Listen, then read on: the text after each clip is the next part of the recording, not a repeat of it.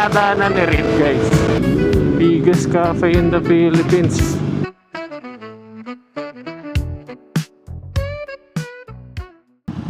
Okay guys, so kaka-check out lang namin sa Ace Hideaway. Now, bago umuwi, dadaan muna kami sa R Cafe. Kasi dito na rin tayo sa Pampanga eh. Daanan na natin. So, kung mapapansin nyo, ang gamit ko ngayon is itong Trident muna. Medyo naninibago pa ako. Ang gaan. Pero na-miss ko to. Lakas ng acceleration talaga. So mag-alas 12 na kasi, kaya bago umuwi, kain muna tayo dun sa R Cafe. Pero hindi ko sure kung may dun mga rice mill. Siguro mga kahit tinapay. Okay na yun. Nakamiss gamitin to. Nakamiss gumamit ng motor na tahimik.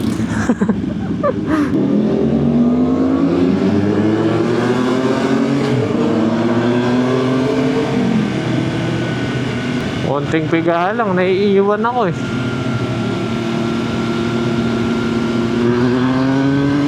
Ayun no?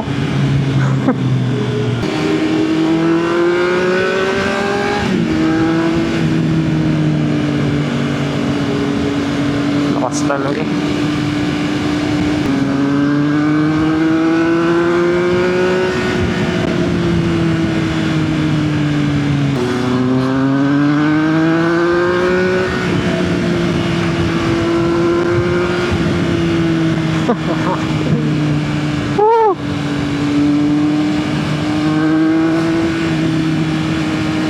Sarap din sa tenga ng 3-cylinder. Di lang ako sanay magana dito, rev match. Kasi delay yung throttle nito guys eh. Ay pusa, kang tatawid.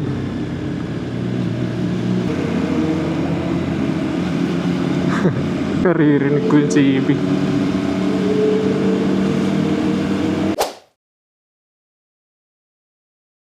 Buti na lang nag dark visor ako. Direct na yung araw ngayon. Hindi na makulimlim guys. Paunahin naman natin siya para marinig natin.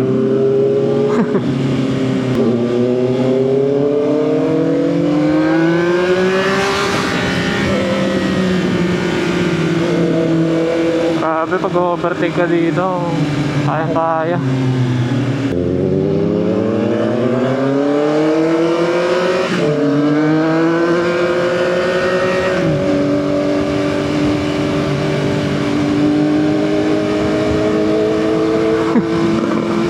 Sige guys, mukha backfire pa CB.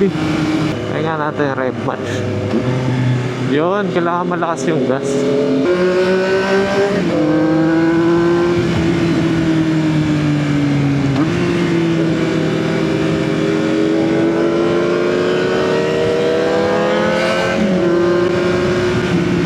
Ano to? Ganda.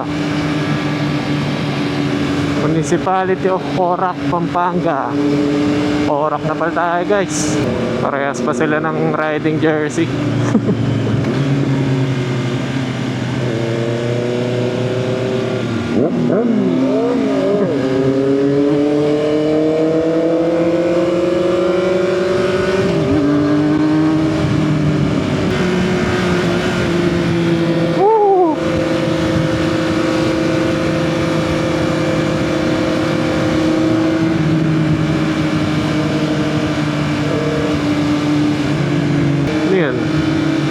Electric car. Orac Mini Park.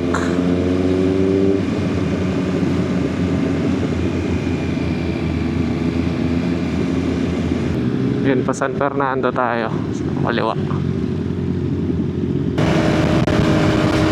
Akala ko humps. Parang ito yung dinadaanan ni Reed guys. Mapapanood ko sa video.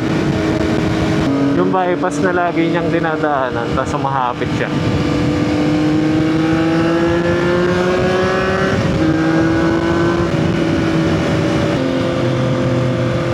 Ganda dito, ang haba.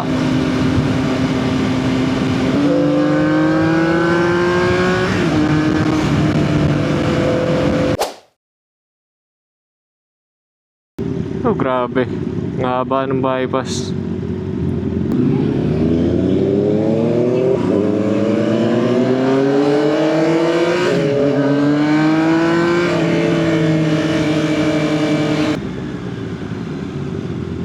Yun na, ramdam ko na yung singaw pag nakahinto. May kasalubong tayo, multi-estrada. MT-09.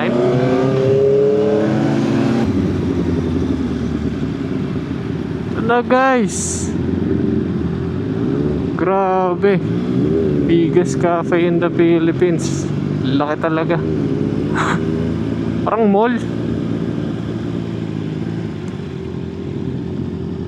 Ano tayo magpapark?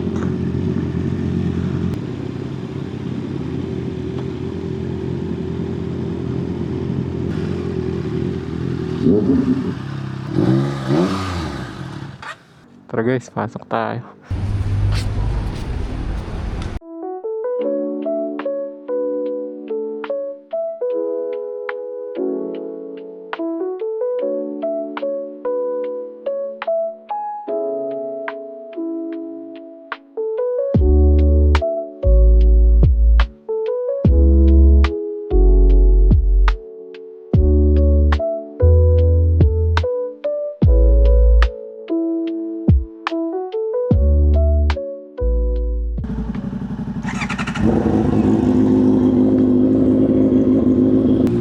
Hey guys, uwi na. Balik na ng Cavite. Time check, 2:30. Bawal kumaliwa. U-turn.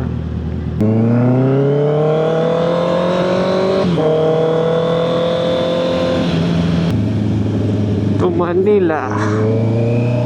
And Lex na guys. Dun, pasado lahat.